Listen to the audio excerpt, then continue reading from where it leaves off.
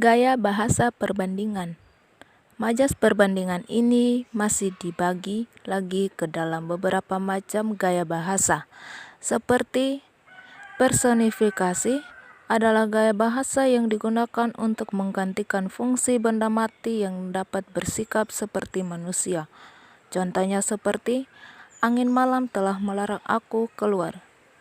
Metafora adalah gaya bahasa yang digunakan sebagai kiasan yang secara eksplisit mewakili suatu maksud lain berdasarkan persamaan atau perbandingan. Contoh majas metafora seperti usahanya bangkrut karena memiliki utang dengan lintah darat. Eufemisme adalah gaya bahasa di mana kata-kata yang dianggap kurang baik diganti dengan padanan kata yang lebih halus.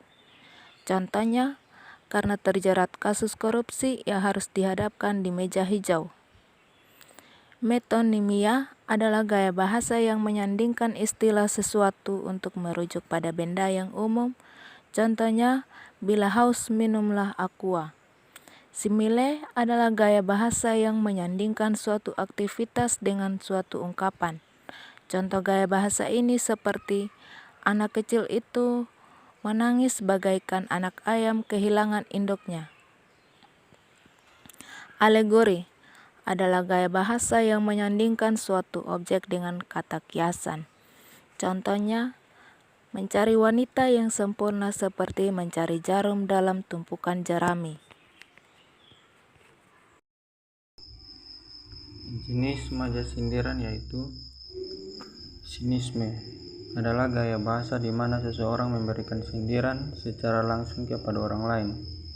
Contohnya, kotor sekali kamarmu sampai debu-debu bertebaran di mana-mana. Yang kedua, sarkasme adalah gaya bahasa yang digunakan untuk menyindir orang lain dengan konotasi yang kasar. Contohnya, dasar tidak becus, kalau tidak bisa kerja, kamu hanya akan menjadi sampah masyarakat. Yang ketiga, ironi adalah gaya bahasa yang menggunakan kata kiasan dengan makna berlawanan dengan fakta sebenarnya. Contohnya, rapi sekali ruanganmu sampai aku kesulitan untuk duduk di sini. Gaya bahasa pertentangan. Macam-macam gaya bahasa yang kedua yaitu gaya bahasa pertentangan. Majas pertentangan adalah gaya bahasa dalam karya sastra yang menggunakan kata-kata kiasan di mana maksudnya berlawan dengan arti sebenarnya. Majas pertentangan memiliki beberapa macam-macam gaya bahasa yaitu yang pertama, paradoks merupakan suatu gaya bahasa yang membandingkan situasi sebenarnya dengan situasi kebalikan. Contoh majas ini seperti, di tengah keramaian itu, aku merasa kesepian.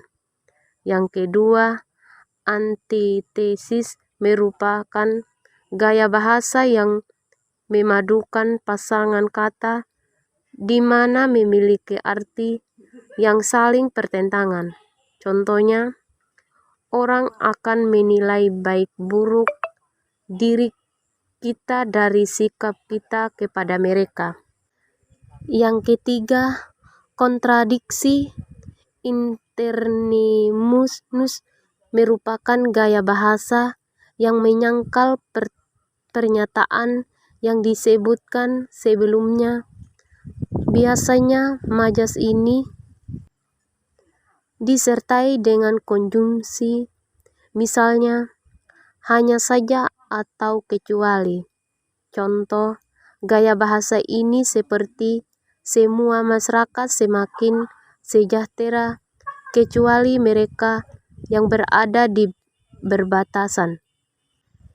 Yang keempat, litotes merupakan suatu ungkapan seperti merendahkan diri meskipun pada kenyataan sebenarnya justru sebaliknya. Contohnya seperti, silakan mampir ke gubuk kami yang sederhana ini, kata rumah di sini disebut sebagai gubuk. Gaya bahasa penegasan.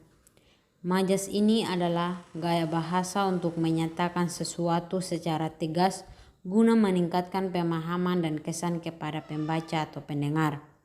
Di sini ada beberapa jenis majas penegasan adalah 1. Repetisi.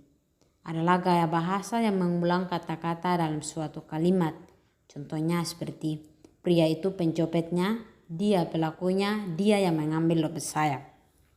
Yang kedua ada retorik, merupakan gaya bahasa dalam bentuk kalimat tanya tetapi sebenarnya tidak perlu dijawab.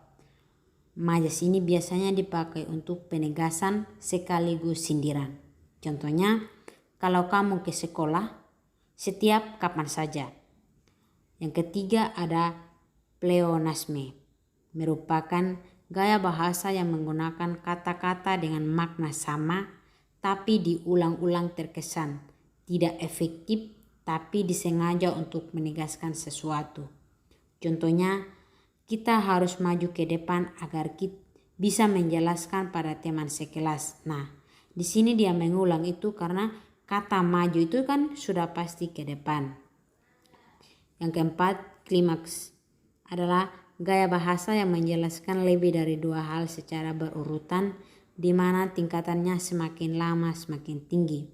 Contohnya, pada saat itu semua orang mulai dari bayi, anak-anak, remaja, orang dewasa hingga lansia pergi mengungsi akibat gempa.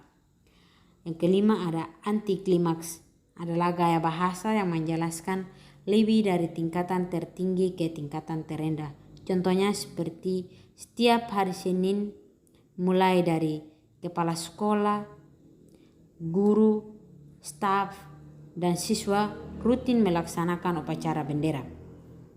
Yang keenam ada paralelisme, adalah gaya bahasa yang mengulang-ulang sebuah kata untuk menegaskan makna kata tersebut dalam beberapa definisi yang berbeda.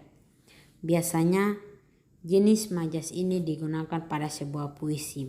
Contohnya, sayang itu sabar, sayang itu lemah lembut, sayang itu memaafkan. Yang ketujuh ada tautologi, merupakan gaya bahasa yang mengulang kata yang bersinonim untuk menegaskan suatu kondisi atau maksud tertentu. Contoh, Sia adalah gadis yang penuh dengan kasih sayang dan cinta.